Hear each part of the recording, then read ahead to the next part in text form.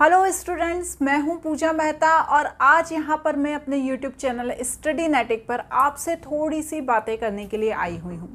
जैसा कि आप लोग जानते हैं कि अभी मेरे यूट्यूब चैनल पर कॉमर्स क्लास 12th अकाउंट्स, कौन सी अकाउंट, कंपनी अकाउंट्स के वीडियोस अपलोड हो रहे हैं।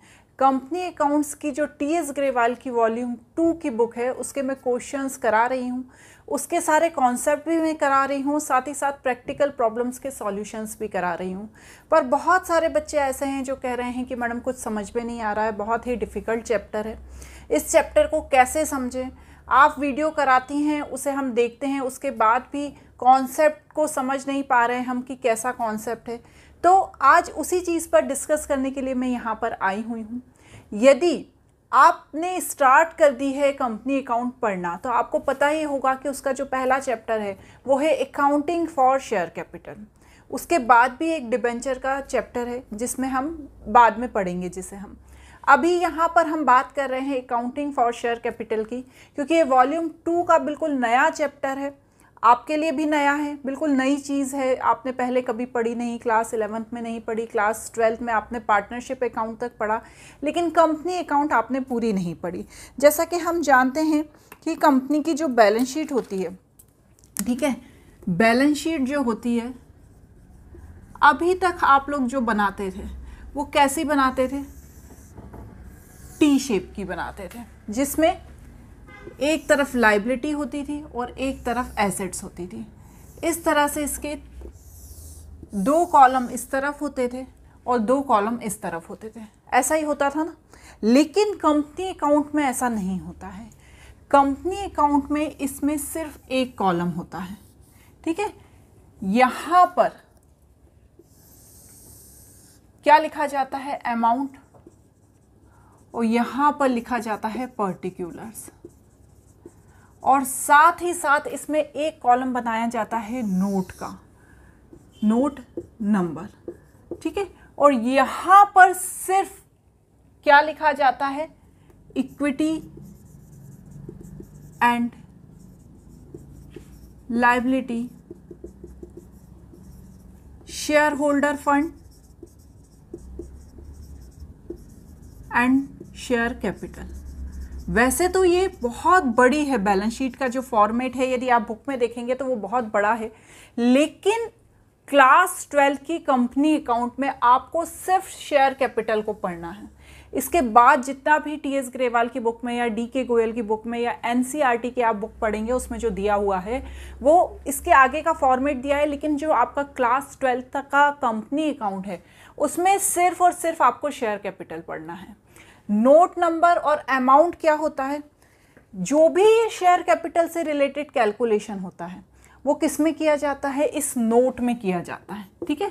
तो नंबर ऑफ नोट करके एक अलग से पूरा बनाया जाता है जिसमें सारा कैलकुलेशन किया जाता है, जिसे हम पढ़ चुके हैं डिटेल में। आज तो मैं आपको बेसिक बता रही हूँ। और अमाउंट लिखा जाता है। अब बच्चों को बहुत ज़्यादा कन्फ्यूज़न हो रहा है क्योंकि इस शेयर कैपिटल के नोट को कैलकुलेट करने के लिए कुछ जनरल एंट्रीज़ भी करनी होती है, बहुत सारी इसमें अकाउंटिंग एंट्रीज़ भी होती हैं, ठीक है। शेयर कैपिटल में बहुत ज़्यादा अकाउंटिंग एंट्रीज़ भी होती हैं, बहुत सारे कैलकुलेशंस भी होते हैं, जैसे call in arrear, call in advance, for feature of account, री इशू ऑफ शेयर, ये सारे बहुत सारे कॉन्सेप्ट हैं इसके अंदर। अब इन कॉन्सेप्ट को समझने में बच्चे कंफ्यूज हो रहे हैं, तो बार बार मेरे पास क्वेश्चन आ रहा है कि इन्हें हम कैसे समझें। तो इन्हें समझने का सबसे बेस्ट और सबसे अच्छा जो तरीका है कि आप क्या करिए, पहले जितने मैंने कॉन्सेप्चुअल वीडियो बनाए हैं उन्हें देख लीजिए, और फिर जब आप इनके क्वेश्चंस को सॉल्व करें तब एक बार और कॉन्सेप्चुअल वीडियो देखिए, ठीक है। जैसे हम यहाँ पर एक क्वेश्चन देख लेते हैं, जैसे सपोज जो पहला टॉपिक है कंपनी अकाउंट का, जो पहला टॉपिक है उसका देख लेते हैं हम क्वेश्चन। जैसे पहले क्या दिया हुआ है, सबसे जो फर्स्ट क्वेश्चन दिया है, फर्स्ट क्वेश्चन सिंपल दिया है, क्या दिया है, disclosure of share capital in companies balance sheet. यहाँ पर कंपनी की बैलेंस शीट बनाना है, अकाउंटिंग एंट्री नहीं करनी है। अब आप क्या करेंगे, सबसे पहले जाके देखेंगे कि कंपनी की बैलेंस शीट बनती कैसे है। ऐसा नहीं करेंगे कि डायरेक्ट आप पहला क्वेश्चन लेके बैठ गए और बनाने लगे, नहीं। पहले आप ये देखेंगे कि कंपनी की बैलेंस शीट कैसे बन रही है, उसे अच्छे से समझेंगे और उसको समझने के बाद जो उसका आप वीडियो देख रहे हैं या जो आपके पास उसका कॉन्सेप्ट लिखा हुआ है उसे लेकर अपने पास में बैठेंगे और उसके बाद उससे रिलेटेड जितने क्वेश्चंस है उसे सॉल्व करेंगे। ऐसा ही आप सेकंड कॉन्सेप्ट में करेंगे। जैसे इसमें लिखा है issue of share for cash at par, तो इसका भी मैंने एक सेपरेट वीडियो बनाया है। उसके कॉन्सेप्ट को समझेंगे, क्या चीज़ है ये इशू एट पार, और फिर उसके कॉन्सेप्ट को समझने के बाद उसके क्वेश्चंस करेंगे। इसी तरह से issue of share cash at premium, इसका भी हमने कॉन्सेप्चुअल वीडियो बनाया है।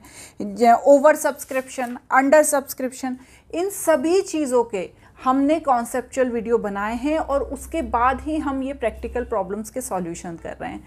तो जब भी आप अपने समय के अनुसार ये वीडियोस देखते हैं तो ऐसा नहीं है कि डायरेक्ट हम क्वेश्चन लेके बैठ गए और क्वेश्चन करने लग गए, नहीं। आपको पहले इनके कॉन्सेप्ट को समझना पड़ेगा, क्योंकि देखिए आप ओवर सब्सक्रिप्शन के करीब 5-7 क्वेश्चन दिए हुए हैं। हर क्वेश्चन में ओवर सब्सक्रिप्शन का ही कॉन्सेप्ट लग रहा है, लेकिन हर क्वेश्चन अलग है, ठीक है। तो इन क्वेश्चंस को साथ में आपको प्रैक्टिस करते रहना है, ठीक है। तो जब आप बार बार, हम ये नहीं कह रहे हैं कि इन्हें रटना है, बट हर क्वेश्चन का जो कॉन्सेप्ट है, ओवर सब्सक्रिप्शन का ही कॉन्सेप्ट लगा है, लेकिन कॉन्सेप्ट को भी उन्होंने घुमा फिरा के पूछा है। अब जैसे आपने ओवर सब्सक्रिप्शन पूछ लिया इस क्वेश्चन में, पहले वाले क्वेश्चन में cash at par, issue of share for cash at par पूछ लिया, लेकिन कुछ क्वेश्चंस बाद में इन दोनों कॉन्सेप्ट को मिला के पूछ लेंगे। होता ही अभी तक आप देखते हुए आ रहे हैं कि पहले आप एक चीज़ पढ़ते हैं, उसके क्वेश्चंस करते हैं, फिर आप दूसरी चीज़ करते हैं, उसके क्वेश्चंस करते हैं, फिर तीसरी चीज़ समझते हैं, तीसरा कॉन्सेप्ट समझते हैं, उसके क्वेश्चन करते हैं। फिर बाद में क्या होता है, उन तीनों को मिलाकर कॉन्सेप्ट के क्वेश्चंस पूछ लिए जाते हैं। इसी तरह से जैसे यहाँ पर जो अभी तक इस चैप्टर में सबसे डिफ़िकल्ट पोर्शन जो बच्चों को लगता है वो है for feature and re issue of share का लगता है। तो बच्चों को क्या करना है, इस कॉन्सेप्ट को समझने के लिए पहले आप फॉर फीचर ऑफ अकाउंट क्या होता है, उसको री इशू कैसे किया जाता है, उसे समझते हैं। उसके बाद जब आपके पास कॉन्सेप्ट क्लियर हो जाएंगे ना, तो आपको बिल्कुल भी दिक्कत नहीं होगी। आप बहुत ही ईजी वे में इन क्वेश्चंस को सॉल्व करेंगे। बार बार प्रैक्टिस करते रहिए। यदि कोई क्वेश्चन ऐसा है जो बिल्कुल ही अलग है, 5 क्वेश्चन दिए हैं उसमें से एक क्वेश्चन ऐसा है जो बिल्कुल ही अलग है, तो आप उसको स्टार मार्क कर सकते हैं कि यह क्वेश्चन थोड़ा सा अलग है। जब आप सारे क्वेश्चन कर लें तो उस क्वेश्चन को वापस देखिए, क्योंकि जो क्वेश्चंस अलग होते हैं उनके आने के चांसेस भी ज़्यादा होते हैं, क्योंकि सेम पैटर्न के क्वेश्चन तो बार बार रिपीट होते नहीं हैं। जो क्वेश्चंस अलग हैं वो भी ज़रूर आते हैं। हमने लास्ट ईयर के सैम्पल पेपर भी करने हैं, इस साल भी CBSE ने सैम्पल पेपर दिए ही हैं, तो उन सैम्पल पेपर्स को भी करना है। तो जब आप पैटर्न देख लेंगे कि किस पैटर्न के क्वेश्चन पूछे जा रहे हैं, तो उसी से रिलेटेड क्वेश्चंस आप करते जाइए। ऐसा नहीं है कि मैं TS ग्रेवाल की बुक के क्वेश्चंस करा रही हूँ तो आपको सिर्फ उसी बुक के क्वेश्चन करने हैं। आपको DK गोयल की भी बुक ले सकते हैं, आप NCERT की भी बुक्स ले सकते हैं। बहुत सारी वेबसाइट हैं जो बहुत सारे क्वेश्चन अवेलेबल कराती हैं, आप उनसे भी पढ़ाई कर सकते हैं। तो यदि आप शेयर कैपिटल को पढ़ने में आपको कन्फ्यूज़न हो रहा है, आपको कोई दिक्कत आ रही है, तो सबसे पहले बैठिए, कॉन्सेप्ट समझिए, अच्छे से समझिए, उन्हें नोट डाउन करते जाइए। ऐसा नहीं करिए कि बस वीडियो लगा के बैठ गए हैं, नहीं। वीडियो को देखते देखते एक कॉपी और पेन को भी लेके बैठना है। कोई भी कॉन्सेप्ट है, जैसे ओवर सब्सक्रिप्शन का कॉन्सेप्ट है, तो उसे नोट डाउन करते जाना है, और जब आप उसे नोट डाउन करेंगे तो आपको कॉन्सेप्ट क्लियर हो जाएंगे। क्योंकि नोट डाउन करना बहुत इंपॉर्टेंट होता है कॉन्सेप्ट को खास तौर से, क्योंकि हम कॉन्सेप्ट बस समझ लेते हैं, उन्हें नोट नहीं करते, सिर्फ हम क्वेश्चन आंसर नोट कर लेते हैं। तो आपको कॉन्सेप्ट को भी नोट डाउन करना बहुत ज़रूरी है, और कॉन्सेप्ट में भी जो चीज़ें इंपॉर्टेंट हैं उन पे स्टार मार्क कर लेना है कि भैया ये चीज़ इंपॉर्टेंट है। यहाँ पर जो सबसे ज़्यादा इंपॉर्टेंट होती है वो होती है अकाउंटिंग एंट्रीज।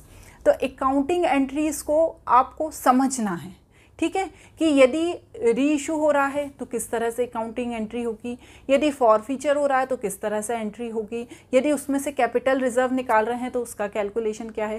क्योंकि जो चीज़ें हैं वो सही सेम हैं, कुछ भी उसमें अलग नहीं है, लेकिन उन्हें घुमा फिरा के पूछा जाता है। तो आपको कंपनी अकाउंट से बिल्कुल भी नहीं घबराना है। ज़्यादा इसमें चैप्टर है नहीं, 2-3 चैप्टर ही हैं, तो उन्हें ध्यान से समझना है। इसीलिए मैं सारे क्वेश्चंस की प्रैक्टिस करा रही हूँ। उनके मेरे साथ साथ आप प्रैक्टिस करते जाइए। कोई भी डाउट होता है तो आप मुझसे पूछ लेना। बस यही चीज़ कहने के लिए मैं आज आपके लिए आई हूँ। आपको यदि मेरे वीडियोज़ अच्छे लग रहे हैं तो मेरे चैनल को सब्सक्राइब ज़रूर कर देना और लाइक के बटन को भी ज़रूर प्रेस करना। Thank you.